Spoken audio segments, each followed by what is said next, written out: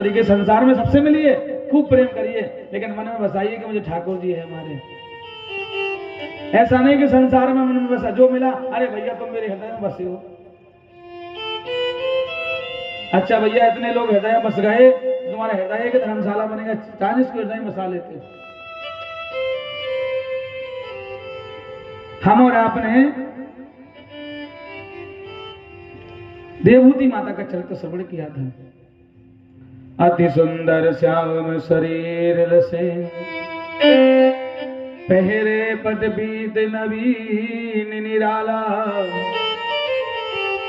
मणिमरकट शैल के ऊपर जो रविवाल प्रकाश ने है यूं डाला। भगवान कैसे हैं? भगवान कहते कि जीवन धन उसी का है। किसका है? नर जीवन धन उसी का यहाँ, जिसके मन में बसा है मुरली वाला। जिसके मन में मुरली वाला बसा है उसी का जीवन संसार में धन्य है, नहीं तो व्यर्थ का जीवन गंवा रहे हैं हम आप। सुखदेव जी कहते हैं, परीक्षित मनोस्तु सतरूपायाम त्रिसा कन्याश्च जग्रे, आकूति देवहूतिश्च प्रसूति दिवि स्वतः। आकूति देवहूति प्रसूति। अभी हमने मझली बेटी देवहूति माता का चरित्र सुना है। मनु महाराज की जो 3 कन्याएं हैं उनमें से बड़ी हैं आकूति महारानी, जिनका विवाह हुआ रुचि प्रजापति के साथ। लेकिन इनके विवाह में एक शर्त रखी गई है पुत्र का धर्म की। पुत्र का धर्म किसे कहते हैं? कि बेटी का पिता अपने दामाद से एक शर्त रखता है कि मैं अपनी कन्या का विवाह तो कर दूंगा, लेकिन शर्त है कि जो प्रथम पुत्र होगा वो तुम मुझे दे दोगे। तो इनका प्रथम पुत्र कौन हुए? साक्षात यज्ञनारायण भगवान प्रकट हुए। बोली यज्ञनारायण भगवान की जय हो। और यज्ञनारायण भगवान का विवाह किसके साथ हुआ है? दक्षिणा नाम की कन्या के साथ हुआ है। तो आपने देखा ना, पंडित जब पूजा कराते हैं दक्षिणाम समर्पयामि। अब कुछ मंत्री लोग कहते पंडित जी पैसा मांगते हैं। अरे भैया, किसी के पति को बुला लो, पूजन कर दो, श्रीमती जी नाराज है तो उनसे आने ही देंगी उनको, क्योंकि बिना कोई भी यज्ञ हो बिना पत्नी के पूरा नहीं होता है। तो भगवान यज्ञनारायण की पत्नी है दक्षिणा, इसलिए आप चाहे 1 रुपए चढ़ाओ, लेकिन हमें हवन में बैठो, यज्ञ में बैठो तो दक्षिणा चढ़ाना ही चाहिए। जरूरी नहीं कि आप 100 रुपए 10 रुपए चढ़ाओ, कौन कहता है, संख्या नहीं है, लेकिन हमें चढ़ाना चाहिए। सुखदेव जी कहते परीक्षित, इनमें से जो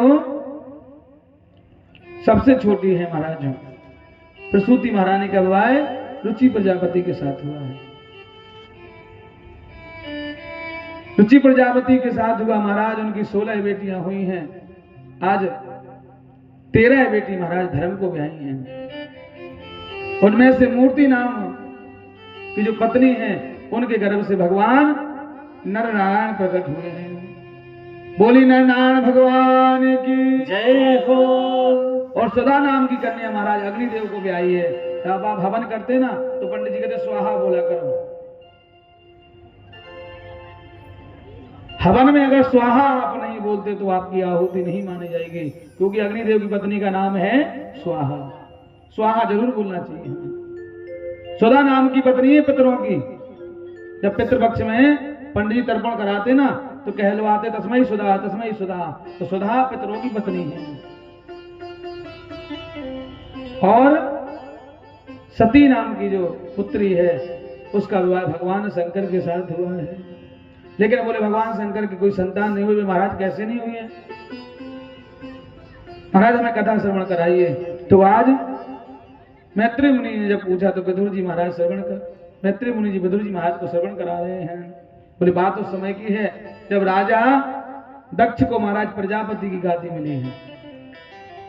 भैया देखो, कोई भी गद्दी मिल जाए, कुर्सी मिल जाए, लेकिन अभिमान नहीं आना चाहिए। दिल्ली भाई उसी में बाबूजी बन गए।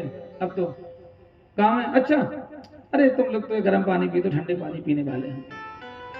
मतलब दिल्ली गए हैं और बाबूजी बन के आ गए, 10 दिन बाद वही बाबूजी गर्म पानी पिएंगे। सबसे पहले महाराज कोई भी ओहदे पे आप बैठ जाओ, आपको घमंड नहीं आना चाहिए।